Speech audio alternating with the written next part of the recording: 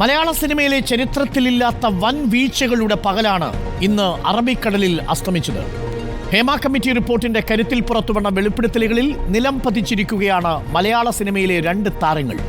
നടി ആക്രമിക്കപ്പെട്ട കേസിൽ ദിലീപിനെതിരെ ആരോപണം ഉയർന്നപ്പോഴും അറസ്റ്റിലായപ്പോഴും ദിലീപിനെ സംരക്ഷിക്കുന്ന നിലപാടെടുത്ത രണ്ടുപേരാണ് സമാന ആരോപണങ്ങളിൽ പ്രതിക്കൂട്ടിലായത് എന്നതാണ് മറ്റൊരു ശ്രദ്ധേയമായ വസ്തുത. അതിലൊരാൾ ഇപ്പോൾ ദിലീപ് അഭിനയിക്കുന്ന ഒരു ചിത്രത്തിന്റെ ഷൂട്ടിംഗ് തിരക്കിലുമാണ്. അഭിനേതാക്കളുടെ സംഘടനയായ AMMയുടെ ജനറൽ സെക്രട്ടറിയുടെ രാജിയോടെയാണ് ഇന്നത്തെ പകൽ തുടങ്ങിയത്. ദിലീപ് ചിത്രത്തിൽ അഭിനയിച്ചു കൊണ്ടിരിക്കെ ഊട്ടിയിൽ നിന്നും ഒരു രാജി വാർത്തയെത്തുന്നു. എനിക്കെതിരെ ഇങ്ങനൊരു കടുത്ത ആരോപണം വന്ന സ്ഥിതിക്ക് ഞാൻ അതിൻ്റെ ഒരു ധാർമ്മികമായ ഒരു ഉത്തരവാദിത്വം ഏറ്റെടുത്തുകൊണ്ട് ഞാൻ സ്വമേധ ആ സ്ഥാനത്ത് നിന്നും രാജിവെക്കുന്നതായിട്ട് ഞാൻ ഇന്ന് രാവിലെ മോഹൻലാലിനെ അറിയിച്ചിട്ടുണ്ട്. ഇപ്പൊ ഈ രാജി എന്നുള്ള വിവരം മാത്രം ഞാൻ നിങ്ങൾ എല്ലാവരും അറിയിക്കുകയാണ്. ഞാൻ ഔദ്യോഗിക സ്ഥാനത്ത് തുടരുന്നില്ല. ഞാൻ ഊട്ടിയിലാണ് ഉള്ളത്. ഞാൻ നാട്ടിലില്ല. ഞാൻ ഷൂട്ടിങ്ങുമായിട്ട് ബന്ധപ്പെട്ട് ഊട്ടിയിലാണ് ഉള്ളത്. നാട്ടിലെത്തിയതിനു ശേഷം അതൊക്കെ വിശദമായിട്ട് സംസാരിക്കാമായിരുന്നു. ഇപ്പൊ ഈ കാര്യം എല്ലാവരും അറിയിച്ചു.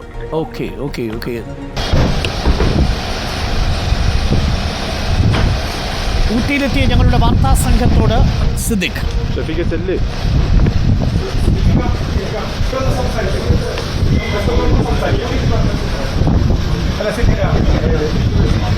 അതായത് നേരത്തെ ടെലിയിൽ പറഞ്ഞ കാര്യം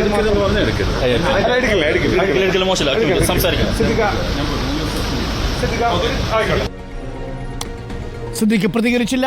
ഊട്ടിയിൽ AMMയിലെ അതികായന്റെ സ്ഥാനചലനത്തിന് വഴിയൊരുക്കിയത് യുവനടി രേവതി സമ്പത്തിന്റെ ഗുരുതര ആരോപണമാണ്. ഒരിക്കൽ കൂടി കേൾക്കാം.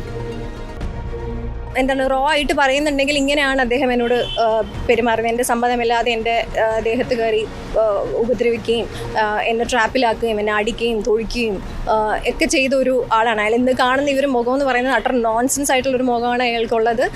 അയാൾ ക്രിമിനലിസം അല്ലേ ഇത് എന്നൊക്കെ പറയുമ്പോഴും അയാൾ നമ്പർ 1 ക്രിമിനലാണ്. He should ask to himself.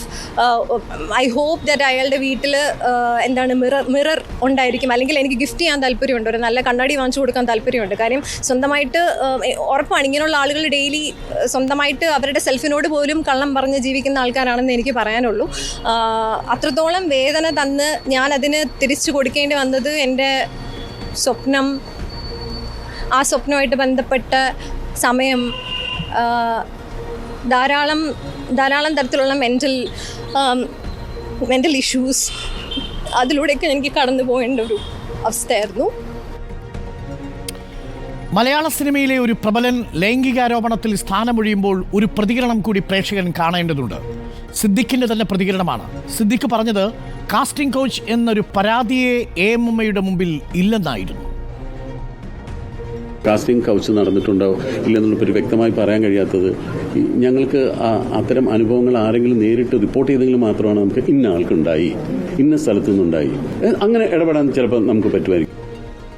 ഒടുവിൽ അതേ സിദ്ദിഖു തന്നെ ലൈംഗികാരോപണത്തിന്റെ പേരിൽ പുറത്തേക്ക് പോകുന്ന കാഴ്ച കണ്ടു. ഒപ്പം ദിവ്യ ഗോപിനാഥ് പറഞ്ഞു ഈ പരാതി AMMയ്ക്ക് അന്നേ തന്നെ കൈമാറിയതാണ്. രാജിക്ക് പിന്നാലെ മലയാളികൾക്ക് കനത്തൊരു ശബ്ദം കൂടി കേൾക്കാൻ ഇന്ന് സാഹചര്യമൊരുങ്ങി. AMMA പ്രസിഡന്റ് മോഹൻലാലിനെതിരെ പറഞ്ഞത് നടൻ ഷമ്മി തിലകൻ. ഉടയേണ്ട വിഗ്രഹങ്ങൾ ഇനിയുമുണ്ടെന്ന് ഒരു മുന്നറിയിപ്പും നൽകി. ഞാൻ കൊല്ലത്ത് താമസിക്കുന്ന ആൾ എന്നോട് നേരിട്ടിൽ വന്ന് ഈ പറയുന്ന അദ്ദേഹത്തിന്റെ അധ്യക്ഷ സ്ഥാനമുള്ള ആ ഒരു അച്ചടക്ക കമ്മിറ്റിയുടെ മുമ്പിൽ ഞാൻ നേരിൽ ഹാജരായി കാര്യം ബോധിപ്പിക്കണം എന്ന് പറഞ്ഞു. ഞാൻ പറഞ്ഞു സോറി, ഇദ്ദേഹത്തിനെതിരെ ഒരു മീറ്റു ആരോപണം ഉള്ളതാണ് 2019. ഈ പർട്ടിക്കുലർ കേസ് തന്നെയാണ്. അത് ഞാൻ ഇത് എഴുതി കൊടുത്ത കാര്യമാണ് പറയുന്നത്. അദ്ദേഹത്തിന്റെ മുമ്പിൽ ഹാജരാകുന്നതിൽ എനിക്ക് അല്പമായിട്ട് ബുദ്ധിമുട്ടുള്ള കാര്യമാണ്. അദ്ദേഹമല്ല മറ്റൊരാൾ ആരെങ്കിലും ആണെങ്കിൽ ഞാൻ ഹാജരാകാം. ഇനി അതുകൊണ്ട് കൂടെ വീഡിയോ കോൺഫറൻസിംഗിൽ ഹാജരാകുന്നതിൽ എനിക്ക് ബുദ്ധിമുട്ടില്ല.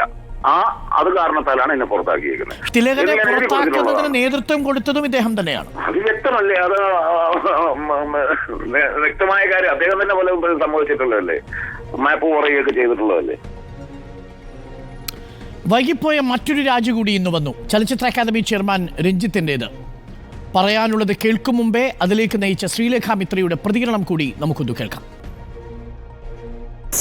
So it's not a conspiracy against left party. Why would I take name of another comrade of mine? So this is not that case. It is about an individual. It is not about the party. നിരവധി വിവാദങ്ങൾക്കിടയിലും സർക്കാർ സംരക്ഷിച്ചു പോന്ന രഞ്ജിത്തിന് ഗത്യന്തരമില്ലാതെ രാജിവെക്കേണ്ടി വന്നു. അപ്പോഴും നിരപരാധിയെന്ന് പ്രതികരണം.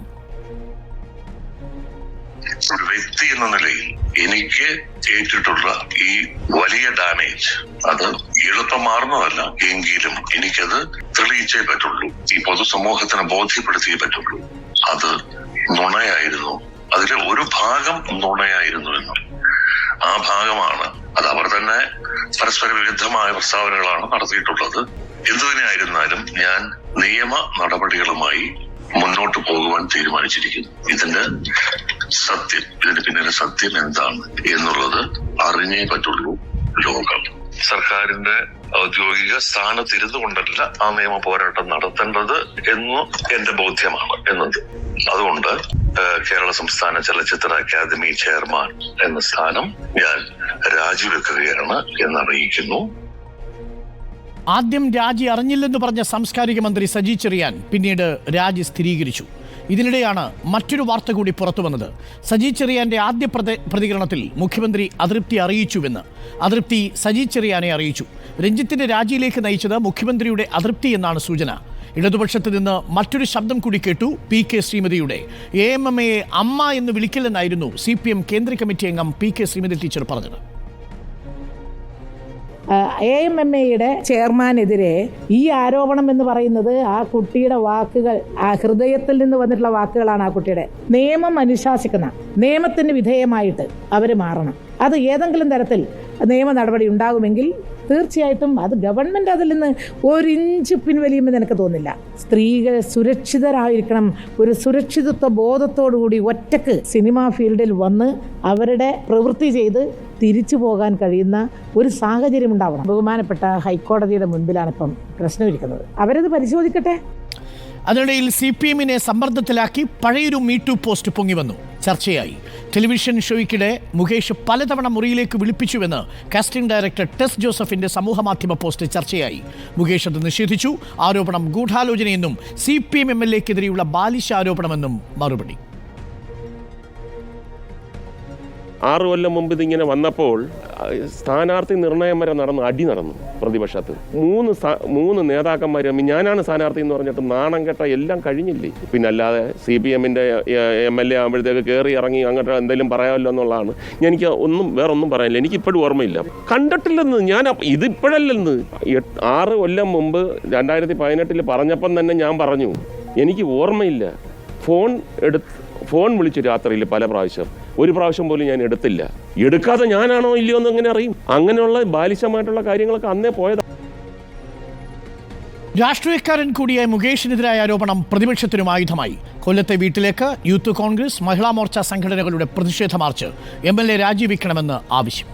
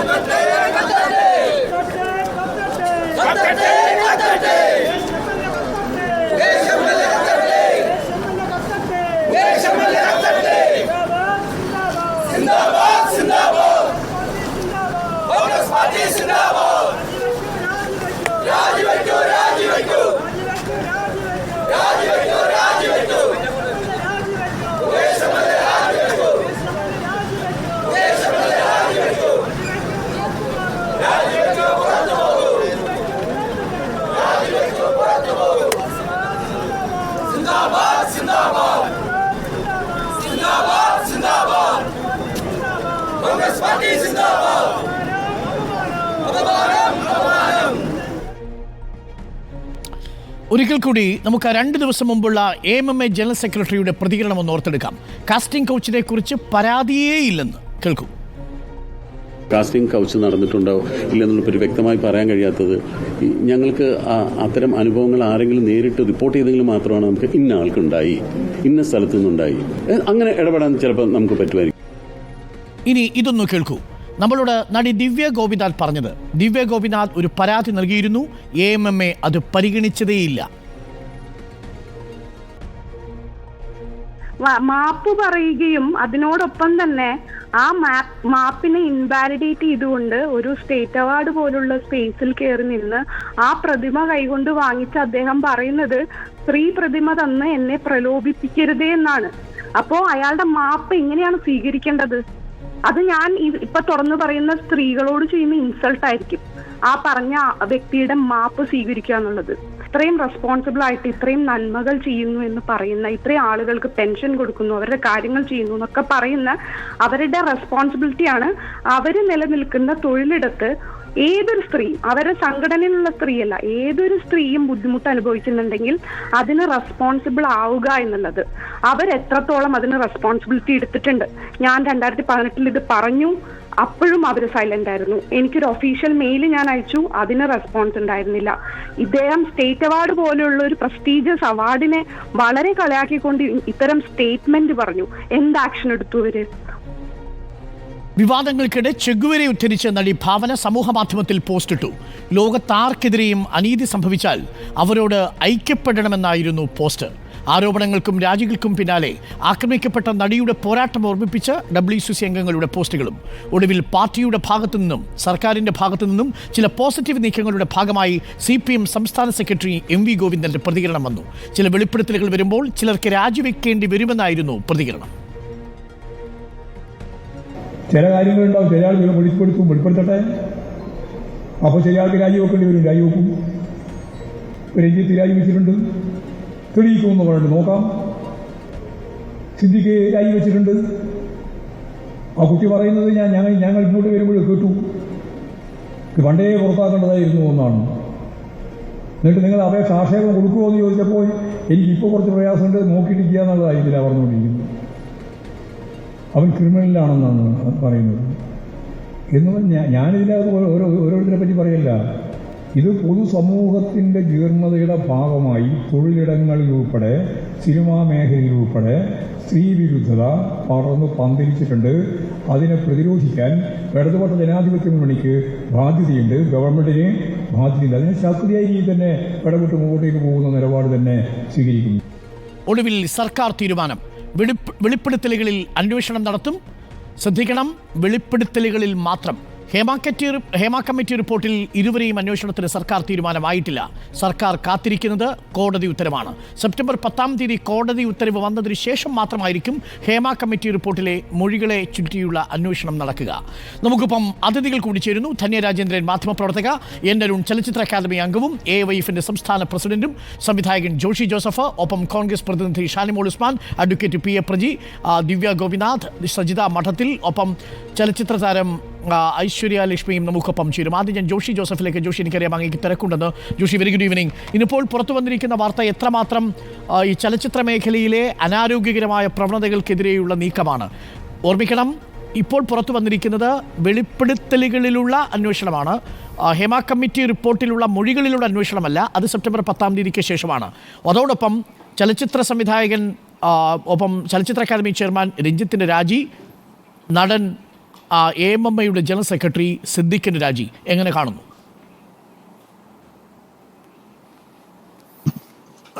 നമ്മൾ കെട്ടിപ്പൂട്ടി വെച്ചിട്ടുള്ള ഒരു കപട ലോകം, അത് കുറേ നാളത്തേക്ക് അതങ്ങനെ നിലനിന്ന് പോകുന്നു എന്നുള്ളത് ഒരു പ്രപഞ്ച സത്യമാണ്. അതങ്ങനെ അങ്ങ് പോകും. അതുതന്നെയാണ് മാഫിയയുടെയും കഥ. ഇല്ല എന്ന് പറയുക, അത് ഉണ്ട് എന്ന് നമുക്കറിയാം. പവർ ഗ്രൂപ്പെന്നോ മാഫിയോ എന്നോ തിലകഞ്ചേട്ടൻ വിളിക്കാം. അപ്പോൾ അത് കുറേ നാളത്തേക്ക് അതിൻ്റെ രീതികൾ കൊണ്ട് അതിന് പിടിച്ചു നിൽക്കാൻ കഴിയും. അതൊരിക്കൽ പൊട്ടിക്കഴിഞ്ഞു കഴിഞ്ഞാൽ അത് ഇങ്ങനെ പടപെടാന്ന് പൊട്ടും. അപ്പോൾ ആ പൊട്ടലാണ് മുല്ലപ്പെരിയാർ ഡാം പൊട്ടും എന്ന് മലയാളികൾ പേടിച്ചു കഴിയുന്നു എന്ന് പറയുന്നു. അതിനേക്കാൾ വലിയ പൊട്ടൽ ഇനിയും ഉണ്ടാകും. കാരണം ആ പെൺകുട്ടി പറഞ്ഞ പോലെ, ഞാനൊരു കണ്ണാടി മേടിച്ചു കൊടുക്കാം, അദ്ദേഹം ഒന്ന് കണ്ണാടിയിൽ നോക്കട്ടെ എന്നാണ് പറയുന്നത്. കണ്ണാടി മാത്രമല്ല, അങ്ങനെ കുറേ കണ്ണാടി പ്രതിഷ്ഠകൾ നമുക്ക് വീണ്ടും ചെയ്യേണ്ടി വരും. കണ്ണടയും കൂടി മേടിച്ചു കൊടുക്കേണ്ടി വരും. കാരണം കാഴ്ചപ്പാടും കൂടി മാറേണ്ടതുകൊണ്ട് ഇനിയും പടപട എന്ന് പൊട്ടും എന്നാണ് ഞാൻ മനസ്സിലാക്കുന്നത്. പുറത്തു വന്നതൊരു മഞ്ഞുമലയുടെ അറ്റം മാത്രം അല്ലേ ജോഷി? തീർച്ചയായിട്ടും ഇത് അതെ, അത് മഞ്ഞുമല എന്ന് വിളിച്ചു കഴിഞ്ഞാൽ നമുക്കത് നമ്മളതിനെ തേടി പോവുകയാണ്. ഇത് നമ്മുടെ മേത്തേക്ക് ഇടിഞ്ഞു പൊളിഞ്ഞ ഒരു ആവലാൻസ് പോലെ, ഒരു ഹിമപാതം പോലെ മലയാളിയുടെ മനസാക്ഷിക്ക് മുമ്പിൽ വന്നുകൊണ്ടിരിക്കുന്ന ഇതിപ്പോൾ രഞ്ജിത്തിന്റെ പ്രതികരണം താങ്കൾ കേട്ടിരുന്നുവല്ലോ, നമ്മളത് പുറത്തുവിട്ടിരുന്നു. രഞ്ജിത്തിന്റെ ആദ്യ പ്രതികരണം ഇതിൽ പകുതി ഭാഗം നുണയാണ്, ആ നുണയെ ഉപയോഗിച്ചുകൊണ്ടാണ് തന്നെ ആക്രമിച്ചിരിക്കുന്നത്, സത്യം പുറത്തുവരും, താനതിനു വേണ്ടി പോരാടും, പക്ഷേ ധാർമ്മികത ഉയർത്തിപ്പിടിച്ച് രാജി എന്നാണ്. ജോഷി, അതെ, ഞാൻ അത് കേട്ട ഉടനെ പറഞ്ഞ ഒരു കഥ ഒന്നുകൂടി റിപ്പീറ്റ് ചെയ്യുകയാണ്, ക്ഷമിക്കുക. വിജയൻ മാഷ്, പ്രൊഫസർ എം എൻ വിജയൻ തൻ്റെ കൊച്ചുമകനോട് കൊക്കക്കോള കുടിക്കരുത്, അത് പകുതിയും വിഷമാണ് എന്ന് പറഞ്ഞിരുന്നു. പക്ഷേ അവന് കൊക്കക്കോള കുടിക്കണമെന്ന ആഗ്രഹം.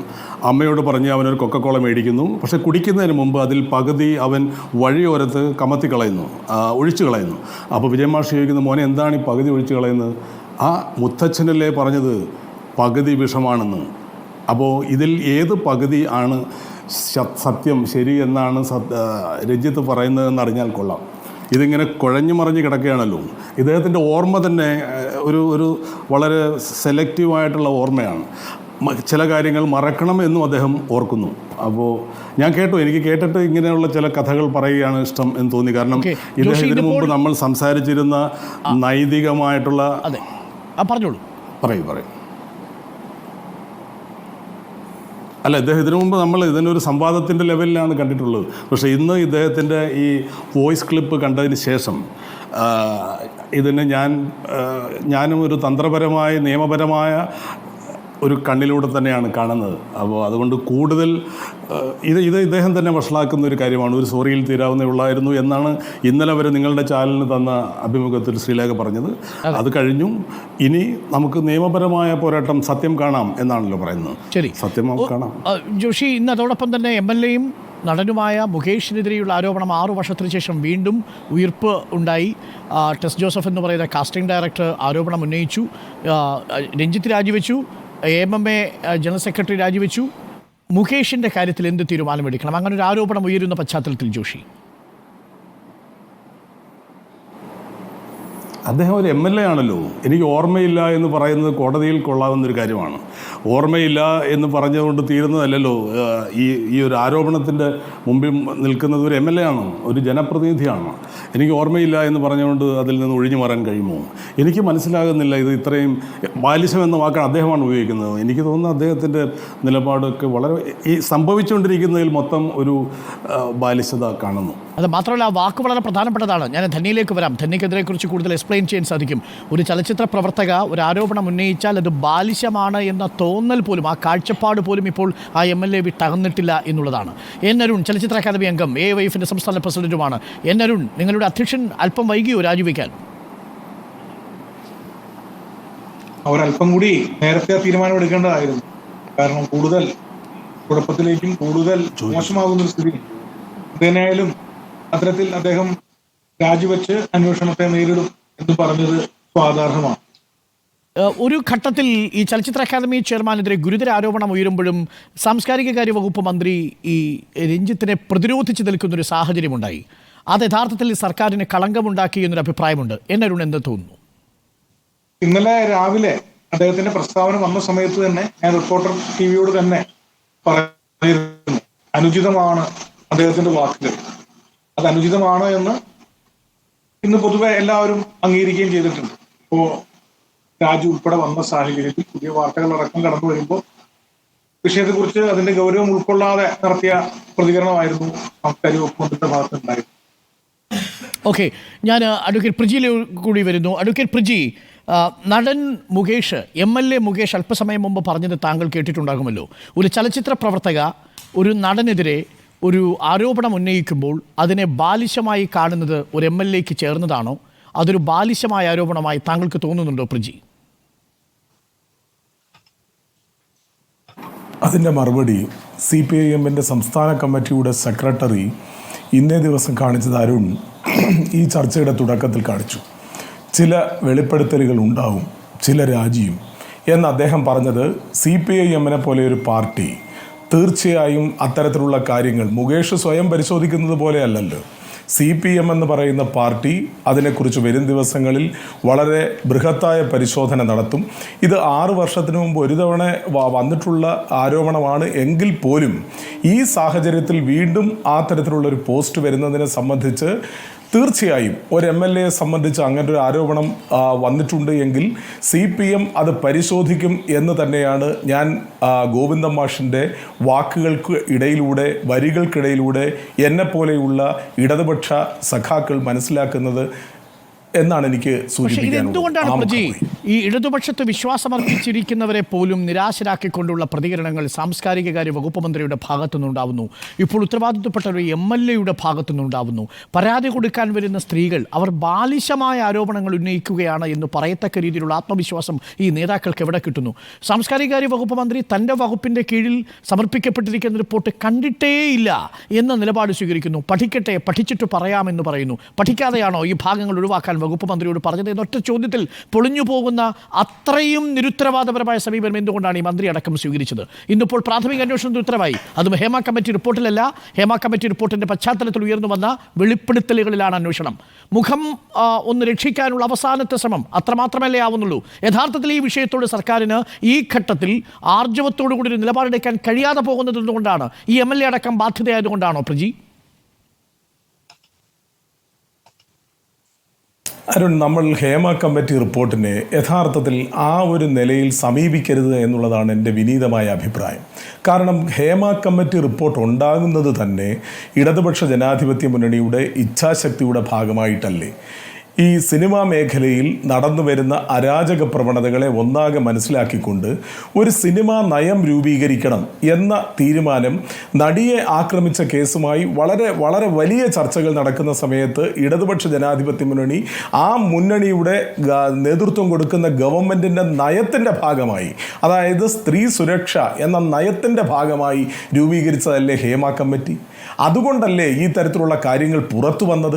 നമ്മൾ ആ ഭാഗം അങ്ങ് മാറ്റിവെച്ചുകൊണ്ട് ഹേമ കമ്മിറ്റി റിപ്പോർട്ട് പുറത്തുവിടുക എന്ന് പറയുന്നത്, അതായത് ഞാൻ ഇന്ന് രസകരമായി കണ്ടൊരു കാര്യം, നമ്മുടെ മലയാളത്തിലെ ഓരോ ചാനലുകളും ഇന്ന് മത്സരിച്ചത് ഈ വിഷയങ്ങളൊക്കെ തന്നെ റിപ്പോർട്ട് ചെയ്യുമ്പോഴും മത്സരിച്ചത് ഇന്ന നടിയുടെ വെളിപ്പെടുത്തൽ ആദ്യമായി പുറത്തുവിട്ടത് ഞങ്ങൾ എന്ന് ഓരോ ചാനലും എഴുതി കാണിക്കുന്നത് ഞാൻ വളരെ രസകരമായിട്ടാണ് കണ്ടത്. നമ്മൾ ഈ തരത്തിലുള്ള കാര്യങ്ങൾ ചർച്ച ചെയ്യുന്നതോടൊപ്പം തന്നെ ഈ ചോര തന്നെ കൊതുകിന് കൗതുകം എന്ന് പറയുന്നത് പോലെ നമ്മുടെ നാട്ടിലെ ചാനലുകൾ ഹേമ കമ്മിറ്റിയുടെ രൂപീകരണത്തെക്കുറിച്ച് ചർച്ച ചെയ്യാതെ ഹേമ കമ്മിറ്റിക്ക് സ്വതന്ത്രമായി അന്വേഷിക്കാനുള്ള അവകാശ അധികാരങ്ങൾ കൊടുത്ത ഇടതുപക്ഷ ജനാധിപത്യ മുന്നണിയുടെ നയത്തെപ്പറ്റി ഒരു വാക്കും പറയാതെ കാണിച്ചു എന്നതിനെ ആരും തള്ളി പറഞ്ഞിട്ടില്ല. പക്ഷേ കമ്മിറ്റി റിപ്പോർട്ട് ഇത്രമേൽ ചൂടുള്ളതായി മാറുമെന്നും ഇത്രമേൽ കുഴപ്പം പിടിച്ചതായി മാറുമെന്നും സർക്കാർ കരുതിയിട്ടുണ്ടാവില്ല. അല്ലെങ്കിൽ 4.5 വർഷക്കാലം ഒരു നടപടിയും എടുക്കാതെ എന്തുകൊണ്ടാണ് ആ റിപ്പോർട്ടിന്മേൽ അടയിരുന്നത്? ഞാൻ ഒറ്റ കാര്യം ചോദിച്ചോട്ടെ പ്രജി, എനിക്ക് മറ്റ് അതിഥികളിലേക്ക് പോകണം. ഈ റിപ്പോർട്ട് സാംസ്കാരികകാര്യ വകുപ്പിലെ ഉദ്യോഗസ്ഥരും മന്ത്രി അടക്കമുള്ളവരും കണ്ടിട്ടില്ല എന്ന് താങ്കൾക്ക് ഉറപ്പുണ്ടോ? കാരണം ഈ റിപ്പോർട്ട് വായിക്കാതെ, പഠിക്കാതെ അതിൽ ഏതൊക്കെ ഭാഗങ്ങൾ നീക്കം ചെയ്യണമെന്ന് സാംസ്കാരിക വകുപ്പിന് തീരുമാനമെടുക്കാൻ കഴിയില്ല. അത് കണ്ട ഉദ്യോഗസ്ഥരും അതിന് റിപ്പോർട്ട് ചെയ്തിരിക്കുന്ന രാഷ്ട്രീയ നേതൃത്വവും ഈ പറയുന്ന വേട്ടക്കാർക്കൊപ്പം ഇതിനോടകം എത്രയോ വേദികൾ പങ്കിട്ടിട്ടുണ്ടാവും. ആ ഇരകളുടെ മനോഭാവം എന്തായിരിക്കും പ്രജി? അല്ല അരുൺ, അരുണിൻ്റെ ചോദ്യം വളരെ പ്രസക്തമാണ്. സ്വാഭാവികമായും ഇതിനകത്തെ പ്രൈവസിയെ സംബന്ധിച്ചുള്ള കാര്യങ്ങൾ മനസ്സിലാക്കുന്നതിന് വേണ്ടി സാംസ്കാരിക വകുപ്പിലെ ഉദ്യോഗസ്ഥർ ഇത് വായിക്കണം. വായിച്ചാൽ മാത്രമേ ആ പ്രസക്ത ഭാഗങ്ങൾ ഒഴിവാക്കാൻ കഴിയൂ. പക്ഷേ എന്തുകൊണ്ട് അത് പുറത്തുവിട്ടില്ല എന്നുള്ളതിനെ സംബന്ധിച്ച് കഴിഞ്ഞ ഒരാഴ്ചക്കാലമായി ദീർഘമായ ചർച്ചകൾ എല്ലാ ചാനലിലും അരുൺ ഉൾപ്പെടെ നടത്തിയില്ലേ? അതിനൊക്കെ തന്നെ സാംസ്കാരിക വകുപ്പ് മന്ത്രിയും മറ്റ് ഇടതുപക്ഷത്തിൻ്റെ നേതാക്കന്മാരും ഒക്കെ തന്നെ വളരെ കൃത്യമായ ഉത്തരം, അതായത് ഞാൻ അതിൽ വിശദീകരിക്കാൻ ഞാൻ ആഗ്രഹിക്കുന്നില്ല. ഹേമ കമ്മിറ്റി തന്നെ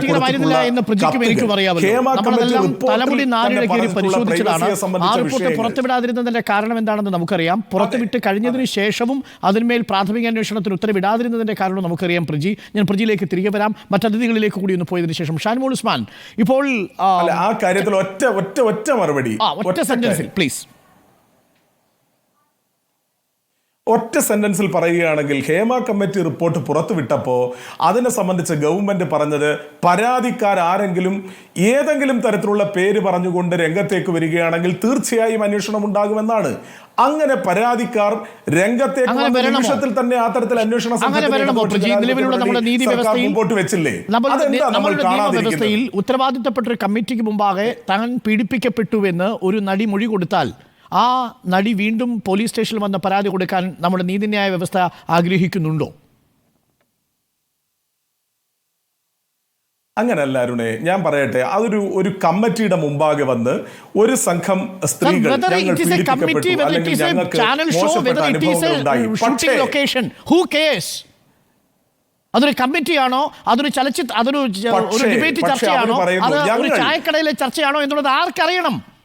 ഒരു പരാതിക്കാരി പീഡിപ്പിക്കപ്പെട്ട് ഈ കാര്യം ഉത്തരവാദിത്തത്തോടുകൂടി സംസാരിച്ചതിന്റെ തെളിവ് സഹിതം ഒരു റിപ്പോർട്ടിന്റെ 2ാം ഭാഗത്തിൽ ഈ പറയുന്ന ഉദ്യോഗസ്ഥരെ കാണുമ്പോൾ ആ റിപ്പോർട്ടിന്റെ മുഴുവൻ വിവരങ്ങളും അവിടുത്തെ ഉദ്യോഗസ്ഥർക്ക് അറിയാമെന്നിരിക്കെ അതിന്റെ സ്വകാര്യതയെക്കുറിച്ച് ഇനി നമ്മൾ സംസാരിക്കണോ?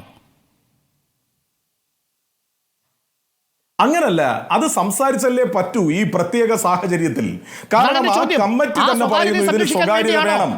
അതോടൊപ്പം തന്നെ ഇതുമായി ബന്ധപ്പെട്ടുള്ള നിയമ പ്രക്രിയകൾ വേണ്ടിയാണോ പ്രാഥമിക അന്വേഷണം പോലും നടത്താതിരുന്നത് പ്രിജി? അല്ല അരുണേ, അങ്ങനെ ആ വിഷയത്തെ കാണരുത്. കാരണം പ്രാഥമിക അന്വേഷണം നടത്താൻ വേണ്ടി ഒരു അന്വേഷണ സംഘത്തെ രൂപീകരിച്ചല്ലോ. അതിനെ സംബന്ധിച്ചുള്ള 1-2 വെളിപ്പെടുത്തലുകൾ വന്നപ്പോൾ തന്നെ അതിനെ സംബന്ധിച്ചുള്ള ഞാൻ പറയട്ടെ അരുണിന്റെ ആവേശവും ധാർമ്മിക രോഷവും ഞാൻ പറയട്ടെ, ഇപ്പോൾ വന്നിരിക്കുന്നത് നമ്മളുടെ മാധ്യമങ്ങളിലൂടെ പുറത്തുവിട്ടിരിക്കുന്ന വെളിപ്പെടുത്തലുകളിൽ മാത്രം അന്വേഷണം നടത്താനാണ്. ഇപ്പോഴും ഹേമ കമ്മിറ്റി റിപ്പോർട്ടിന്റെ പുറത്ത് ഒരു അന്വേഷണം, ഒരു ചെറുവിരൽ അനക്കിയിട്ടില്ല ഈ സർക്കാർ. അഡ്വക്കേറ്റ് പി എ പ്രജി, വിഷമമുണ്ട് ഇത് പറയുന്നതിന്. കാരണം ഈ സർക്കാർ സ്ത്രീപക്ഷത്ത് നിന്നുകൊണ്ട് ഒരു കമ്മിറ്റി തീരുമാനിക്കുന്നു, ആ കമ്മിറ്റിയുടെ റിപ്പോർട്ട് ഗുരുതരമായ വെളിപ്പെടുത്തലുകളോട് പുറത്തു വരുന്നു, സർക്കാർ ഒരു നടപടിയും സ്വീകരിക്കുന്നില്ല, കോൺക്ലേവിനെ കുറിച്ച് ആലോചിക്കുന്നു. ഇതാണ് ഇവിടെ സംഭവിച്ചത്. അതിന്റെ കാരണം എന്താണെന്ന് ഇപ്പോൾ MLA പ്രതികരണത്തിൽ നിന്ന് ബോധ്യമായി. കാരണം MLA പറയുന്നു, ഞാനൊരു CPM MLA ആയതുകൊണ്ടാണ് ആരോപണം ഉന്നയിക്കുന്നത്. അരുണിന്റെ ധാർമ്മിക രോഷം, സോഷ്യൽ കമ്മിറ്റ്മെന്റ്, ഇതെല്ലാം വെച്ചുകൊണ്ട് തന്നെ ഞാൻ പറയട്ടെ, ഹേമ കമ്മിറ്റി റിപ്പോർട്ടിനെ സംബന്ധിച്ച് എന്തുകൊണ്ടാണ് അതിന്റെ പ്രൈവസി സൂക്ഷിക്കപ്പെടേണ്ടത് എന്നുള്ളത് സുദീർഘമായി ചർച്ച ചെയ്യപ്പെട്ട് കഴിഞ്ഞിട്ടുള്ള വിഷയമാണ്. പക്ഷേ നമ്മളൊരു ക്രിമിനൽ ജൂറിസ്പ്രൂഡൻസിനകത്ത് ഇപ്പോൾ വെളിപ്പെടുത്തിയിട്ടുള്ള നടികൾ തന്നെ അവർ പറയുന്നത് എന്താ, ഞങ്ങൾക്ക് ഇതുമായി മുന്നോട്ട് പോകാൻ താല്പര്യമില്ല എന്ന് പറയുന്ന ഒരു സാഹചര്യത്തിൽ ഒരു ക്രിമിനൽ ജൂറിസ്പ്രൂഡൻസിനകത്ത് എങ്ങനെയാണ് നടപടിയുമായി മുന്നോട്ട് പോവുക? കേരളത്തിലൊരു മുതിർന്ന വനിതാ IPS ഉദ്യോഗസ്ഥ അടക്കം ഇവരോട് പോയി ചോദിച്ചോ നിങ്ങൾക്ക് കേസിൽ പോകാൻ താല്പര്യമുണ്ടോ ഇല്ലയോ എന്ന്? ഇതൊക്കെ എന്റെയും താങ്കളുടെയും അനുമാനങ്ങളാണ്, കമ്മിറ്റിയുടെ റെക്കമെൻഡേഷൻ ആണ്. ആർക്ക് വേണം കമ്മിറ്റി? ഒരു ക്രൈം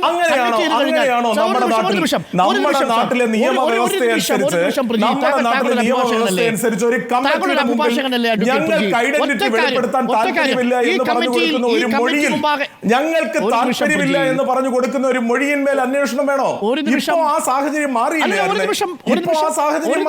അതുകൊണ്ടാണ് അന്വേഷണ സംഘം വന്നത്. ആ സാഹചര്യം മാറിയില്ലേ? ഒരു നിമിഷം പ്രിജി, ഇതിൽ പറഞ്ഞിരിക്കുന്നത് ഒരു കൊലപാതകമാണെങ്കിൽ എൻ്റെ മകനെ അല്ലെങ്കിൽ മകളെ ഒരാൾ കൊന്നു എന്ന് വെളിപ്പെടുത്തുന്നു, പക്ഷേ എനിക്ക് പരാതിയില്ലെന്ന് പറഞ്ഞ സ്റ്റേറ്റ് കേസ് എടുക്കാതിരിക്കുമോ? ഇത് രണ്ടും ഒന്നാണോ അരുണെ? അരുണനെ പോലെ ഒരു മുതിർന്ന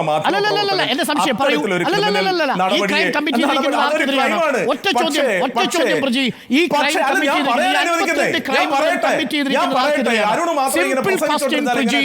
52 ക്രൈമുകളും കമ്മിറ്റ് ചെയ്തിരിക്കുന്നത് ആർക്കെതിരെയാണ്? താങ്കൾ പറയൂ. ഈ 52 ക്രൈമുകളും കമ്മിറ്റ് ചെയ്തിരിക്കുന്നത് ആർക്കെതിരെയാണ് അഡ്വക്കേറ്റ് പ്രജി? ഞാൻ പറയട്ടെ, എനിക്ക് പറയാൻ സമ്മതിക്കാതെ ചോദ്യങ്ങൾ മാത്രം ഇങ്ങനെ ചോദിച്ചുകൊണ്ടിരുന്നാൽ ഞാൻ കയ്യിൽ കെട്ടിപ്പിടിക്കും. അതെ ഇനി ചെയ്യൂ. അല്ല താങ്കൾ പറയൂ. അരുൺ എന്തൊക്കെ സ്പെസിഫിക് ആയിട്ടൊരു നിയമപരമായ ചോദ്യം ചോദിച്ചു. ഇതൊരു കൊലപാതകമായിരുന്നെങ്കിൽ കേസ് എടുക്കാതിരിക്കുമോ എന്നുള്ളതാണ് ചോദ്യം. ഒരു കൊലപാതകം, ഇപ്പോ അരുൺ ഒരു പോലീസ് സ്റ്റേഷനിൽ ചെന്നിട്ട് പറയുകയാണ് ഒരു കൊലപാതകം നടന്നു എന്ന് പറഞ്ഞാൽ ഒരു കേസ് എടുക്കാൻ പറ്റുമോ? ഒരു കൊലപാതകം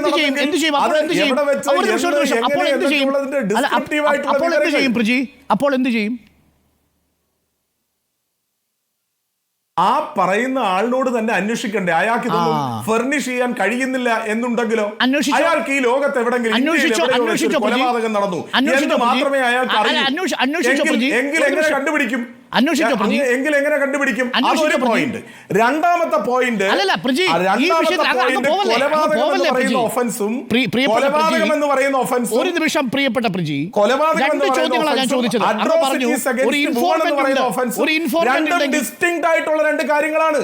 ഇത് തമ്മിൽ കമ്പാരിസൺ എടുക്കാൻ പറ്റില്ല, നിയമപരമായി കമ്പാരിസൺ എടുക്കാൻ പറ്റില്ല. അരുൺ നേരത്തെ പറഞ്ഞതുപോലെ ഒരു TV ഷോയ്ക്ക് വേണ്ടി വേണമെങ്കിൽ ഇങ്ങനെയൊക്കെ പറയാം,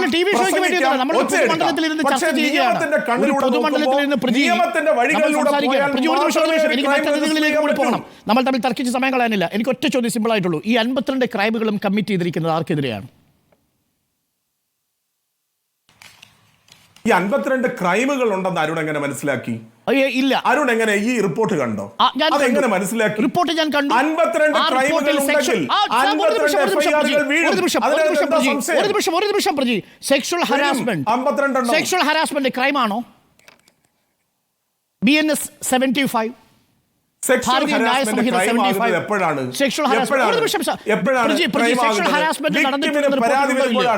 ഞാൻ ചോദിക്കട്ടെ, ഒരു വിക്ടിം എന്നെ സെക്ഷലി ഹരാസ് ചെയ്തു എന്നൊരു പരാതിയിൽ ഉറച്ചു നിൽക്കുകയാണെങ്കിലല്ലേ കോടതിക്ക് പോലും ശിക്ഷിക്കാൻ പറ്റൂ?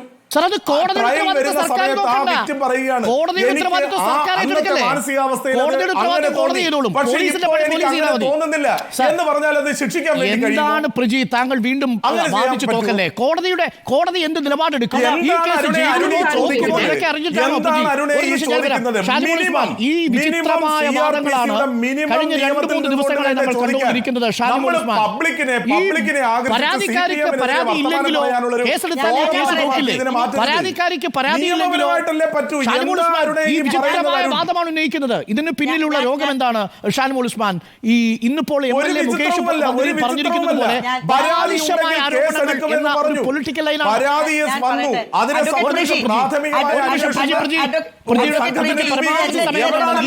എനിക്ക് ഷാനിമോൾ ഉസ്മാനിലേക്ക് പ്ലീസ്. ഇത് പരമാവധി സമയവും അരുൺ സംസാരിച്ചുകൊണ്ടിരുന്നതാണ്, എനിക്ക് തന്നില്ല. അഡ്വക്കേറ്റ് പ്രജി നടത്തുന്നത് അവരുടെ നിവൃത്തികേടിന്റെ ഗതികേടിന്റെ ഭാഗമായിട്ട് നടത്തുന്ന ന്യായീകരണങ്ങളാണ്. ഇതിനകത്ത് അത് നടത്തിക്കോട്ടെ.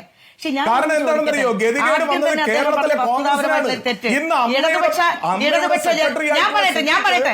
പ്രജി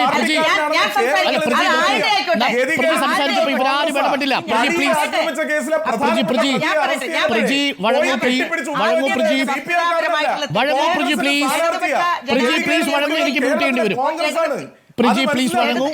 പ്രജി ഒരു പ്രതിപക്ഷ ബഹുമാനമാവട്ടെ. നമ്മൾ ചർച്ച ചെയ്യുന്നത് കേരളത്തിലെ ഗുരുതരമായ വിഷയമാണ്. ഷാനിമോൾ ഉസ്മാൻ പറയാൻ സമ്മതിച്ചില്ലെങ്കിൽ മ്യൂട്ട് ചെയ്യുന്നതിന് മുമ്പേ ഞാൻ ഇത് താങ്കളോടുള്ള ചോദ്യമല്ല. ഇറങ്ങി വന്നിട്ട് അവർ സംസാരിക്കട്ടെ. ഇത് ഞാനൊന്ന് പറയട്ടെ. ഇടതുപക്ഷ ജനാധിപത്യ മുന്നണി ഒരു സുപ്രഭാതത്തിൽ ഇങ്ങ് വന്നിട്ട് ഞങ്ങളുടെ ഒരു നയം നടപ്പിലാക്കാൻ വേണ്ടി വെച്ചതല്ല ഹേമ കമ്മിറ്റി. ഒന്നാമത്തത്, ഇതിനകത്ത് കേരളത്തിൽ ഒരു നടിക്ക് നേരെ ഉണ്ടായിട്ടുള്ള ബലാത്സംഗ കൊട്ടേഷൻ, അതുമായി ബന്ധപ്പെട്ട് WCCയുടെ രൂപീകരണവും അവർ ശക്തമായി സമ്മർദ്ദം ചെലുത്തിയതിന്റെ അടിസ്ഥാനത്തിൽ ഗതികെട്ട് അന്ന് നിയോഗിച്ച ഒരു ഹേമ കമ്മിറ്റിയാണ് ഇന്നിപ്പോ അതിന്റെ റിപ്പോർട്ട്. അത് 4.5 വർഷക്കാലം സർക്കാർ അവിടെ വെച്ചിരിക്കുകയായിരുന്നു. 4.5 വർഷക്കാലം കഴിഞ്ഞ് പുറത്തുവിട്ടപ്പോഴോ അതിനകത്തെ പ്രധാനപ്പെട്ട കുറെ പേജുകൾ ഈ സാംസ്കാരിക വകുപ്പ് അങ്ങ് മാറ്റിവെച്ചിരിക്കുക. എന്നിട്ട് മുഖ്യമന്ത്രി തന്നെ കളവ് പറഞ്ഞില്ലേ ഈ സംസ്ഥാനത്ത്? എന്താ പറഞ്ഞത്? ഹേമ കമ്മിറ്റി പറഞ്ഞിരിക്കുകയാണ് ഇതൊന്നും പുറത്തുവിടരുത്. അങ്ങനെയല്ലല്ലോ പറഞ്ഞത്. സുപ്രീം കോടതിയുടെ ഡയറക്റ്റീവ്സ് അനുസരിച്ച് മാത്രമേ ഇതിനകത്ത് പുറത്തുവിടാവൂ എന്നുള്ളതിനെ പോലും ദുർവ്യാഖ്യാനം ചെയ്തതൊക്കെ മുഖ്യമന്ത്രിയുടെ ഭാഗത്ത്. അതൊക്കെ അവിടെ നിൽക്കട്ടെ. ഇതിനകത്ത് ബഹുമാനപ്പെട്ട സാംസ്കാരിക വകുപ്പ് മന്ത്രി എന്തോരം ബുദ്ധിമുട്ടാണ് ഇന്നത്തെ ദിവസം അനുഭവിച്ചത്. കാരണം ഇന്നലെ പറഞ്ഞത് എന്താ?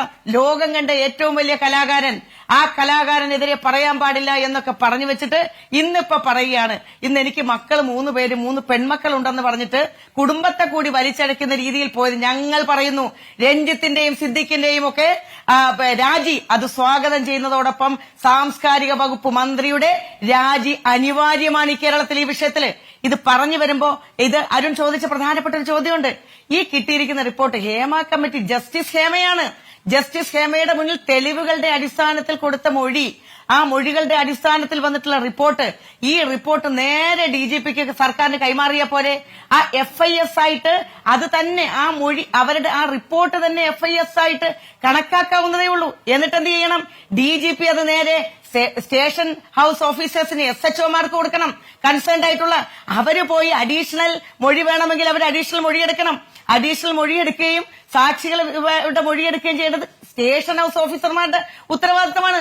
അതിന് പകരമായിട്ട് പുതിയ ഒരു കമ്മീഷനിങ് വെച്ചിട്ട് ഇനിയും 4.5 കൊല്ലം 5 കൊല്ലം വെച്ച് പരമാവധി അങ്ങ് കാലതാമസം ഉണ്ടാക്കിക്കൊണ്ട് അതിന്റെ ഈ ഒരു ഗ്രാവിറ്റി കുറയ്ക്കാനും ഇത് തേച്ചു മാറ്റി കളയുന്നതിന് വേണ്ടിയുള്ള കഠിന പരിശ്രമത്തിന്റെ ഭാഗമായിട്ടാണ് സർക്കാർ ഇപ്പൊ നടത്തിയിരിക്കുന്ന ഇടപെടലുകൾ. ഇതിനകത്ത് ഒരുപാട് പേരുടെ പറയും ഇത് ആരുടെ, ഇതിന്റെ ഇടയ്ക്കൊക്കെ എന്തോ പ്രിജി പറയുന്നുണ്ട്, ഞാനതൊന്നും മൈൻഡ് ചെയ്യുന്നതേ ഇല്ല. ഇത് ആരാണെന്ന് നോക്കുന്നത് എന്തിനാ? ഇതിനകത്ത് ജാതിയോ മതമോ രാഷ്ട്രീയമോ ഇവിടെ പ്രശ്നമല്ല. ആരേത് കൊടി പിടിച്ചു എന്നുള്ളത് ഞങ്ങളെ സംബന്ധിച്ച് പ്രശ്നമല്ല. ഇത് സ്ത്രീപക്ഷത്ത് നിൽക്കുന്ന ഞങ്ങളുടെ നിലപാടാണ്. ഇത് കോൺഗ്രസിന്റെ നിലപാടും അതുപോലെ തന്നെ സ്ത്രീ സുരക്ഷ ഉറപ്പാക്കുമെന്ന് പറഞ്ഞ സർക്കാരിന്റെ നിലപാടുമല്ല ഇപ്പൊ നമ്മൾ കണ്ടുകൊണ്ടിരിക്കുന്നത്. ഞങ്ങൾ പറയുന്നു, ആരുമാവട്ടെ, കോൺഗ്രസുമായി ബന്ധപ്പെട്ടവരാവട്ടെ, കോൺഗ്രസിന് വേണ്ടി വാദം പറയുന്നവരാവട്ടെ, ആർക്കെതിരെയാണെങ്കിലും ഇതിനകത്ത് കൃത്യമായ നടപടിയെടുക്കണമെന്ന് പറഞ്ഞ മുകേഷിനെ പോലെ ഒരു MLA പറയുക, ഓർമ്മയില്ല എന്ന് പറയുക, അത് പരിശോധിക്കപ്പെടേണ്ട കാര്യമാണ്. കേരളത്തിന്റെ നിയമസഭയിൽ ലക്ഷക്കണക്കിന് ആളുകളെ പ്രതിനിധീകരിച്ചുകൊണ്ട് പോയിരിക്കുന്നയാൾ പറയും എനിക്ക് ഓർമ്മയില്ല. അത് പരിശോധിക്കണം. CPM-ന്റെ സെക്രട്ടറി പറഞ്ഞതിനെ ന്യായീകരിക്കുന്നത് കേട്ടല്ലോ. അദ്ദേഹം എന്ന് പറഞ്ഞത് എന്താ? തീവ്ര വലതുപക്ഷ മാധ്യമങ്ങളുടെ നിലപാട്, തീവ്ര വലതുപക്ഷത്തിന് അടിത്തറയുണ്ടാക്കി കൊടുക്കുന്നതിന് വേണ്ടി മാധ്യമങ്ങൾ അടക്കം നടത്തിക്കൊണ്ടിരിക്കുന്ന ഒരു അഭ്യാസമായിട്ടാണ് അദ്ദേഹം 2 ദിവസം നടക്കുന്ന ചർച്ചകൾ അദ്ദേഹം കണ്ടിട്ടുള്ളത്. ഇതിനകത്ത് ഒരു കാരണവശാലും ഒരു ഇഞ്ച് പിന്നോട്ട് പോകാൻ കേരളത്തിലെ ഒരു രാഷ്ട്രീയ പ്രസ്ഥാനം, പൊതുസമൂഹം അനുവദിക്കുന്നതിന് തർക്കം വേണ്ട. ഇവിടെ ഇതിനകത്ത് പറയുമ്പോൾ ഇപ്പൊ പ്രജിയെ പോലുള്ളവർക്ക് ഇതിന്ന് വന്ന് പറഞ്ഞേ പറ്റൂ. രഞ്ജിത്തിന്റെ രാജി കൊണ്ടോ സിദ്ദീഖിന്റെ രാജി കൊണ്ടോ അല്ല, ഇവിടെ ഒരുപാട് ആളുകൾ പറഞ്ഞുകൊണ്ടിരിക്കുക. ഇപ്പൊ വന്നുകൊണ്ടിരിക്കുന്ന ഓരോ മൊഴി അത് രണ്ടും രണ്ടായിട്ട് കാണണം. ഹേമ കമ്മിറ്റി റിപ്പോർട്ടിന്റെ നേരെ സത്യസന്ധത ഉണ്ടെങ്കിൽ ഇന്ന് രാത്രി തന്നെ ഇത് DGPക്ക് കൊടുക്കൂ. അത് FIS ആയിട്ട് അതിനെ കണക്കാക്കട്ടെ. അതിനകത്ത് ആ മൊഴി, അതിനകത്ത് വീണ്ടുമുള്ള കാര്യങ്ങൾ പോലീസ് സ്റ്റേഷൻ ഓഫീസർമാർ നോക്കട്ടെ. അതിന് പകരമായിട്ട് 7 പേര് ഇതിനകത്ത് പറഞ്ഞാലേ ഈ സർക്കാർ ചെയ്യൂ. കോടതിയുടെ ഉത്തരവിന് ഞാൻ അതാ പറഞ്ഞത്. അതിന്റെ കൂടെ ഒരു വരിയും കൂടി പറഞ്ഞിട്ടുണ്ട്, ഇതിനകത്ത് ഉറച്ചു നിൽക്കുന്നുണ്ടെങ്കിൽ അത് ഭീഷണിയാണ് അരുണേ, അത് ഭീഷണിയാണ്. നിങ്ങൾ ഇതിനകത്ത് ഉറച്ചു നിൽക്കുമോ എന്നറിയാൻ ഇത് ആരാണ് നോക്കണ്ടേ? 7 പോലീസുകാരുടെ 7 സംഘത്തിന്റെ മുന്നിൽ പോയി വീണ്ടും ഇവര് പറയണോ? ഹേമ കമ്മിറ്റിയുടെ മുന്നിൽ പോയി അവർ പറഞ്ഞതല്ലേ? ഇനിയും വീണ്ടും അവരെ കൊണ്ട് പറയിപ്പിച്ച് ഇവരെ വീണ്ടും വേട്ടയാടുന്ന സർക്കാർ സ്ത്രീപക്ഷത്ത് നിലകൊള്ളുന്നില്ല. എവിടെ പോയി ശൈലജ ടീച്ചർ? എവിടെ പോയി CPM-ന്റെ നേതാക്കന്മാര്? എവിടെ പോയി വനിതാ നേതാക്കന്മാർ? ആരും കാണുന്നില്ലല്ലോ. ഒന്ന് അഭിപ്രായം പറഞ്ഞ ഈ കാര്യത്തില്. സ്ത്രീ സുരക്ഷ എന്ന് പറഞ്ഞുകൊണ്ട് പാതിരാത്രിക്ക് പോലീസുകാരുടെ അകമ്പടിയോടുകൂടി തിരുവനന്തപുരത്തെ റോഡിൽ കൂടി നടന്നിട്ട് കേരളം സ്ത്രീ സുരക്ഷയുടെ കാര്യത്തിൽ ഒന്നാമതാണ്. കേരളത്തിൽ ഇതാ സ്ത്രീകൾ പാതിരാത്രി നടന്നു പോകുന്നു. ഇതാണ് ഇവിടുത്തെ സ്ത്രീ സുരക്ഷ. ഇവിടെ സത്യസന്ധത ഉണ്ടെങ്കിൽ നിങ്ങൾ ചെയ്യേണ്ടത് ഇതിനകത്ത് നേരിട്ട് കേസെടുക്കുക എന്നുള്ളതാണ്. ശരി, ഞാൻ ധന്യയിലേക്ക് കൂടി വരാം. ധന്യ, ഇന്ന് 2 പ്രധാനപ്പെട്ട സംഭവ വികാസങ്ങൾ. അതിലൊന്ന്, ചലച്ചിത്ര അക്കാദമി ചെയർമാൻ സ്ഥാനം രഞ്ജിത്ത് രാജിവെച്ചു. നമ്മൾ നേരത്തെ അതിനെക്കുറിച്ച് സംസാരിച്ചു. പക്ഷേ സിദ്ദിഖിന്റെ രാജിയും നമ്മൾ കേട്ടു, AMMയുടെ ജനറൽ സെക്രട്ടറി സ്ഥാനത്ത് നിന്നും. പക്ഷേ ഇതിലേറ്റവും പ്രധാനപ്പെട്ട കാര്യം, ഇതിലേറ്റവും ഒടുവിൽ MLAക്കെതിരെ ഒരു ആരോപണം വരുമ്പോൾ MLA പറയുന്നത് ബാലിശമായ ആരോപണമാണ്, അത്തരം കാര്യങ്ങൾ ഞാൻ ഓർമ്മിക്കുന്നില്ല എന്ന് നിലപാടെടുക്കുന്നു. ഏറ്റവും ഒടുവിൽ ഇതാ ഒരു അന്വേഷണ സംഘത്തെ തീരുമാനിക്കുന്നു. പക്ഷേ അതും ഹേമ കമ്മിറ്റി റിപ്പോർട്ടിലല്ല. ഹേമ കമ്മിറ്റി റിപ്പോർട്ടിന്റെ പശ്ചാത്തലത്തിൽ പുറത്തു വന്നിരിക്കുന്ന വെളിപ്പെടുത്തലുകളെ കുറിച്ച് അന്വേഷിക്കാൻ. എന്താണ് പ്രതികരണം ധന്യ? ഈ മുകേഷിനെതിരെ ആരോപണമായി വന്ന ടെസ് ജോസഫിനോട് ഞാൻ പല വർഷങ്ങൾ മുമ്പ് സംസാരിച്ചതാണ്. അവരെ ഞാൻ ഇന്റർവ്യൂ അന്ന് ചെയ്തതാണ് 2018. ഇന്നും ഞാൻ സംസാരിച്ചിരുന്നു. പക്ഷെ ഇന്ന് അവർ അതിനെക്കുറിച്ച് വീണ്ടും ഒന്നും പറഞ്ഞില്ല. ആ ഒരു സംഭവത്തെ കുറിച്ച് പറയുന്നതിന് എനിക്ക് 2 കാര്യം പറയാനുണ്ട്. ഒന്ന്, ഷാനിമോൾ ഉസ്മാൻ MLA ആണ് ആക്ച്വലി ഫെബ്രുവരി 5, 2020 ഇത് അസംബ്ലിയിൽ ചോദിച്ചത്, എവിടെ ഈ ഹേമ കമ്മിറ്റി റിപ്പോർട്ട് എന്ന്. ആ ഒരു ക്വസ്റ്റ്യന്റെ ബേസിസിലാണ് ഗവൺമെന്റ് പിന്നീട് ജസ്റ്റിസ് ഹേമയോട് ചോദിച്ച് ജസ്റ്റിസ് ഹേമ ഫെബ്രുവരി 19 ഒരു കത്ത് അയച്ചത് കോൺഫിഡൻഷ്യാലിറ്റി മെയിൻറ്റെയിൻ ചെയ്യണം, പക്ഷെ സുപ്രീം കോടതി ഗൈഡ് ലൈൻസ് അനുസരിച്ച് റിപ്പോർട്ടിനെ കുറിച്ച് തീരുമാനിക്കാം എന്ന് പറഞ്ഞു. അപ്പോൾ MLA ഷാനിമോൾ ഉസ്മാൻ ആക്ച്വലി ഒരു കൈയുണ്ട് ഈ റിപ്പോർട്ട് പുറത്തു വരുന്നതിൽ. ഫസ്റ്റ് ടൈം അസംബ്ലിയിൽ ചോദിച്ചത് അവരാണ്. അത് നമ്മളിവിടെ റെക്കോർഡ് ചെയ്തേ പറ്റൂ. 2, ഈ റിപ്പോർട്ട് 2019 സർക്കാരിന് കിട്ടി. അഡ്വക്കേറ്റ് പ്രിജി പറയുന്നത് എനിക്ക് ചോദിക്കാൻ ഒരു ചോദ്യമേ ഉള്ളൂ. ഇത്രയും കാലമായി സർക്കാരിന്റെ കയ്യിൽ ഈ റിപ്പോർട്ട് ഉണ്ടായിരുന്നു. ഈ റിപ്പോർട്ടിൽ സംസാരിച്ച പല സ്ത്രീകളും, അതായത് പഴയ കാര്യങ്ങളൊന്നുമല്ല, 2014 ശേഷം നടന്ന സെക്ഷൽ അസോൾട്ടുകളെ കുറിച്ച് പോലും സംസാരിച്ചിട്ടുണ്ട്. അതിൽ പലരും പോലീസോ അല്ലെങ്കിൽ സർക്കാരോ അവർക്ക് കോൺഫിഡൻസ് കൊടുത്തിരുന്നുവെങ്കിൽ, അവർ കൗൺസിലിംഗ് കൊടുത്തിരുന്നുവെങ്കിൽ അതിൽ 2-3 പേരെങ്കിലും പോലീസ് കേസ് കൊടുക്കാൻ തയ്യാറായെന്നെ. ആ പ്രതിബദ്ധത സർക്കാരിന് ഉണ്ടായിരുന്നില്ലേ? അത് ഈ റിപ്പോർട്ട് കയ്യിലുണ്ടായിട്ട് ഈ റിപ്പോർട്ടിൽ സംസാരിച്ച സ്ത്രീകളോട്, ശരി റിപ്പോർട്ട് ഞങ്ങളുടെ കയ്യിലുണ്ട്, നിങ്ങൾക്ക് ആർക്കെങ്കിലും പോലീസ് കംപ്ലൈന്റ് കൊടുക്കണോ? കൊടുത്താൽ ഞങ്ങൾ സഹായിക്കാം, ഞങ്ങൾ പ്രൊട്ടക്ട് ചെയ്യാം എന്ന് പറഞ്ഞൊരു പ്രതിബദ്ധത സർക്കാരിന് ഉണ്ടായിരുന്നില്ലേ? അത് 2ാമത്തെ കാര്യം. ഇനി ടെസ് ജോസഫിനെ കുറിച്ച്. ഈ ടെസ് ജോസഫ് എന്ന് പറയുന്ന ആള് നമ്മൾ വിചാരിക്കുന്ന പോലെ ഒരു ചെറിയ ആർട്ടിസ്റ്റ് ഒന്നുമല്ല. ടെസ് മീരാമാരുടെ നെയിം സേക്ക് എന്ന ഫിലിമിന്റെ കാസ്റ്റിംഗ് ഡയറക്ടറാണ്. ലൈഫ് ഓഫ് പൈ, ലയൺ എന്ന് പറഞ്ഞ ഹോളിവുഡ് ഫിലിംസിന്റെ കാസ്റ്റിംഗ് ഡയറക്ടറാണ്. അതായത് ഏതോ ഒരു ചെറിയ ഒരു അംഗം, സിനിമയിലെ ഒരു അംഗം എന്നെ കുറിച്ച് പറഞ്ഞു എന്ന രീതിയിലുള്ള ഒരു അലിഗേഷൻ അല്ല. ഇവർ വളരെ എസ്റ്റാബ്ലിഷ്ഡ് ആയിട്ടുള്ള ഒരു കാസ്റ്റിംഗ് ഡയറക്ടറാണ്. ടെസ് ഇത് പല വർഷം മുമ്പ് പറഞ്ഞൊരു കാര്യമാണ്. അന്ന് ഞാൻ ടെസ്സിനോട് ചോദിച്ചിരുന്നു എന്താണ് സംഭവിച്ചത്. അവരുടെ മുറി മാറ്റി, അതായത് മുകേഷ് താമസിച്ച മുറിയുടെ അടുത്തേക്ക് അവരുടെ മുറി മാറ്റി. അത് കണ്ട് അവർ ഭയന്ന്, അന്ന് അവരുടെ ബോസ് ആയിരുന്ന ഡെറിക് ഓബ്രയൻ, അതായത് ഈ ഒരു ടോക്ക് ഷോ, ഇതൊരു ക്വിസ് ഷോ ആയിരുന്നല്ലോ, ഡെറിക് ഓബ്രയൻ അവർ അദ്ദേഹത്തെ വിളിച്ച് ഉടൻ തന്നെ ഡെറിക് അവരെ ഒരു ഫ്ലൈറ്റിൽ കയറ്റി തിരിച്ചയച്ചു എന്നാണ് ടെസ് അന്ന് പറഞ്ഞത്. ആ മൊഴിയിൽ നിന്ന് ടെസ് ഒരിക്കലും മാറിയിട്ടില്ല. അന്നും മുകേഷ് പറഞ്ഞു എനിക്ക് ഇയാളെ ഓർമ്മയില്ല എന്ന്. ഇന്നും മുകേഷ് അത് തന്നെയാണ് പറയുന്നത്.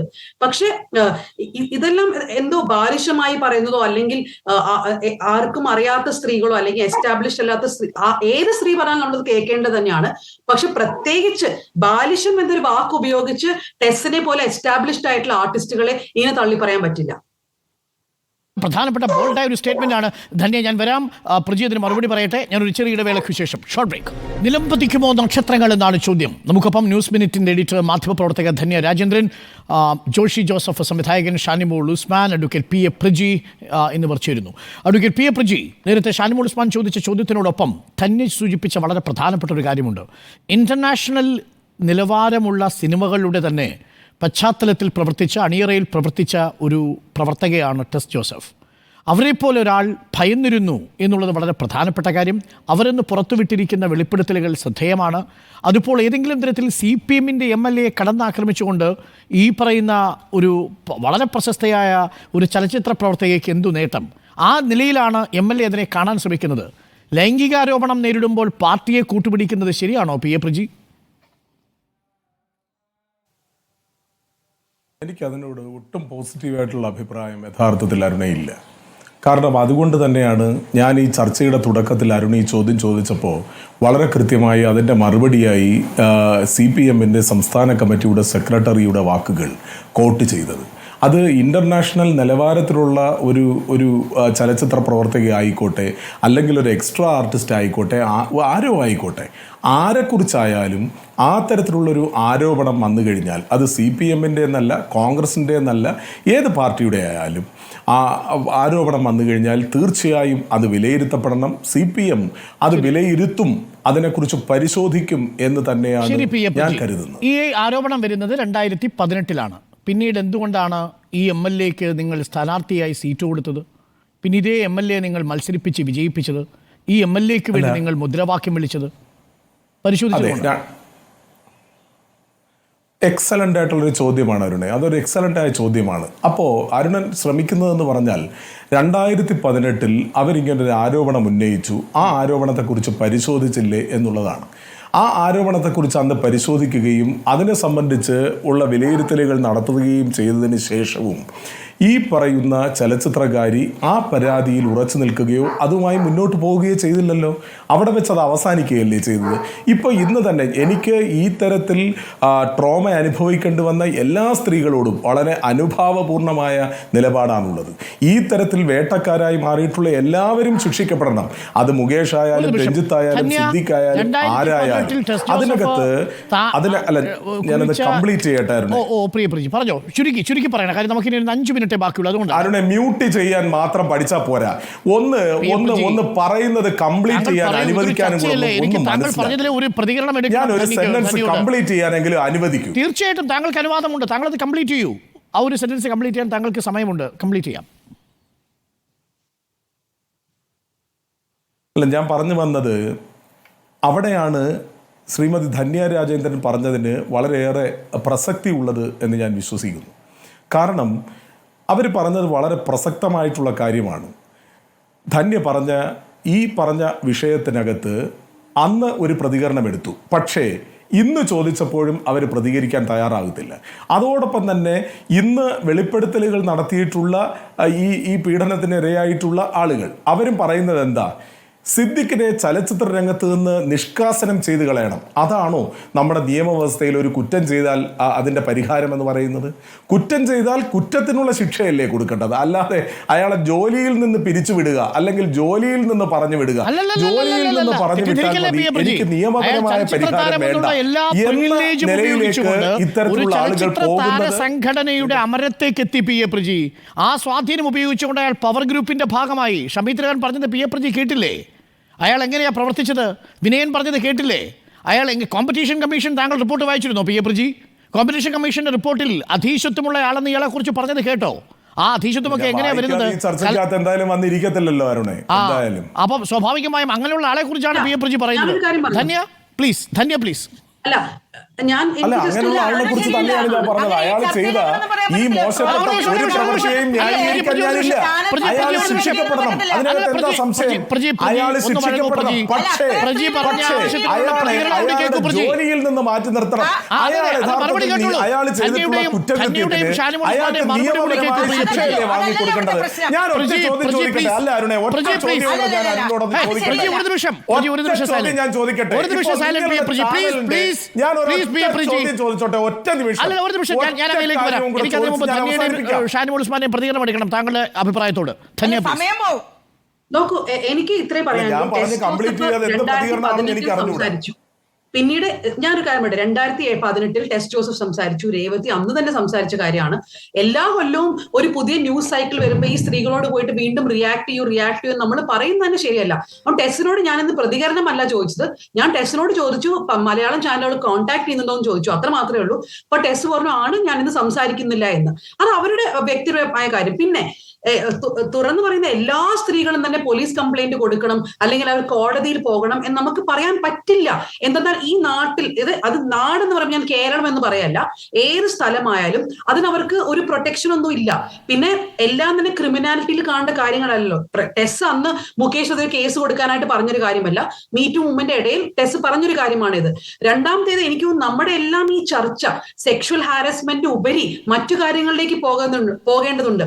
ഹേമ കമ്മിറ്റി റിപ്പോർട്ടിൽ പറഞ്ഞിരിക്കുന്നത് സിനിമയിൽ സ്ട്രക്ചറൽ ആയിട്ടുള്ള പ്രോബ്ലംസ് ഉണ്ട് എന്നാണ്. കേരള സർക്കാരിന് വേണമെങ്കിൽ പറയാമല്ലോ, ടോയ്ലറ്റുകൾ കർശനമായും എല്ലാ സിനിമാ സെറ്റുകളിലും ഉണ്ടാവണം, ഒരു ജിയോ പുറപ്പെടുവിക്കാം.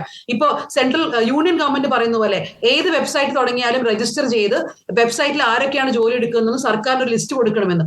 അതുപോലെ IC ഉണ്ടോ, എല്ലാ സിനിമകളും ഡിക്ലെയർ ചെയ്യണം അവരുടെ സെറ്റുകളിൽ IC ഉണ്ടോന്ന്, എല്ലാ സിനിമകളും ഡിക്ലെയർ ചെയ്യണം അവരുടെ സെറ്റുകളിൽ ടോയ്ലറ്റ് ഉണ്ടോന്ന്.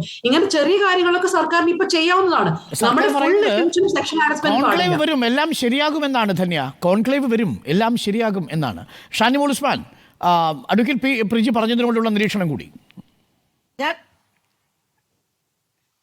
പ്രിജി പറയും, ഞാൻ ചോദിക്കട്ടെ, ഇത്രയും ട്രോമയിലൂടെ കടന്നുപോയൊരു പെൺകുട്ടി പറഞ്ഞ കാര്യത്തിൽ ഇവിടെ വന്നിരുന്ന് വീണ്ടും ഈ ചാനലുകളിൽ കൂടി ആ കുട്ടിയെ അറ്റാക്ക് ചെയ്യാനാണ് നോക്കുന്നത്. ധന്യ രാജേന്ദ്രൻ ഉത്തരവാദിത്തപ്പെട്ട ഒരു മാധ്യമ പ്രവർത്തകൻ.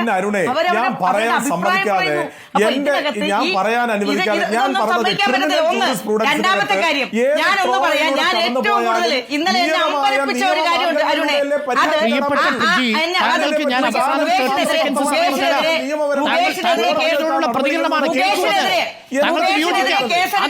സംശയം വേണ്ട. ഇനി എന്താ, ഞാൻ ഇന്നലെ എന്നെ അമ്പരപ്പിച്ചു, ഒരു കാര്യം അമ്പരപ്പിച്ചിട്ടുണ്ട് അരുണേ, അത് ബൃന്ദ കാരാട്ട് എല്ലാ കാലത്തും സ്ത്രീ സുരക്ഷയ്ക്ക് വേണ്ടി നിൽക്കുന്നതാണ്.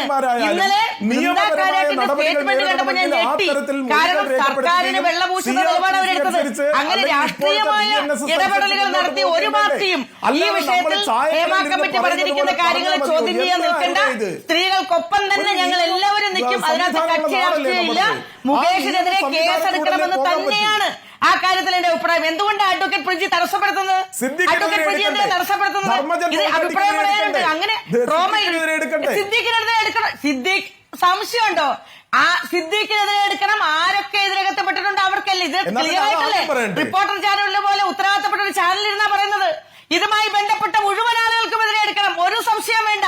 ഹേമ കമ്മിറ്റി റിപ്പോർട്ടും ഈ പറഞ്ഞ മൊഴികളും ഒക്കെ നേരെ DGPയുടെ കൊടുത്ത് സ്റ്റേഷൻ അവരുടെയിലേക്ക് കൊടുത്ത് കേസെടുക്കാൻ പറഞ്ഞപ്പോൾ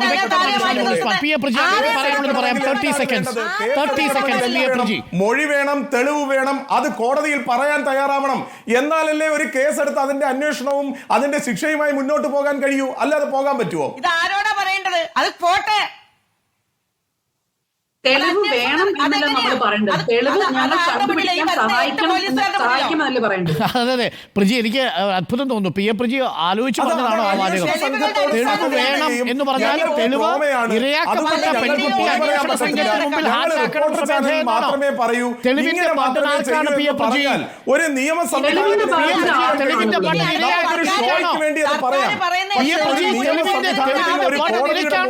ഒരു ക്രിമിനൽ ട്രയൽ നടക്കണമെങ്കിൽ അതിന് അതിന്റേതായ വഴികളിലൂടെ മുമ്പോട്ട് പോവുകയല്ലേ നിർവാഹമുള്ളൂ.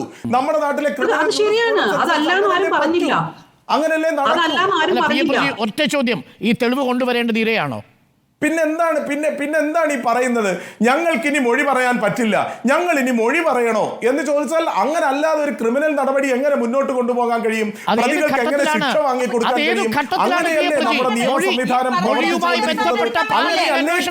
ഇത് പി എ പ്രജിയും ഞാനും ഇവിടെ നിന്ന് തീരുമാനിച്ചാൽ പോരാ. ഇന്ന് തീരുമാനിച്ചതുപോലെ ഒരു കമ്മിറ്റി ഉപയോഗിച്ചുകൊണ്ട് തീരുമാനമെടുത്ത് ഇവരെടുത്ത് പോയി സർക്കാർ സംവിധാനം അന്വേഷിക്കണം. നിങ്ങൾക്ക് പരാതിയുണ്ടോ? നിങ്ങൾ മൊഴിയിൽ ഉറച്ചു നിൽക്കുന്നുണ്ടോ? ഇത് കേസ് രജിസ്റ്റർ ചെയ്യേണ്ടതല്ലേ? അങ്ങനെ അന്വേഷണം നടത്തണ്ടേ പി എ പ്രജി? അതിന്റെ തുടക്കമല്ലേ ഉണ്ടായത്?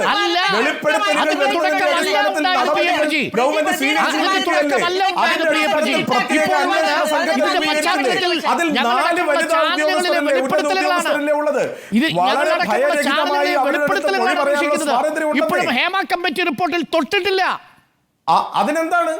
അതിനെന്താണെന്നോ? ഹേമ കമ്മിറ്റി റിപ്പോർട്ടിലും തൊടും. അതിനകത്ത് എന്താ സംശയം? വരട്ടെ. അത് എന്തുകൊണ്ട് തൊടുന്നില്ല?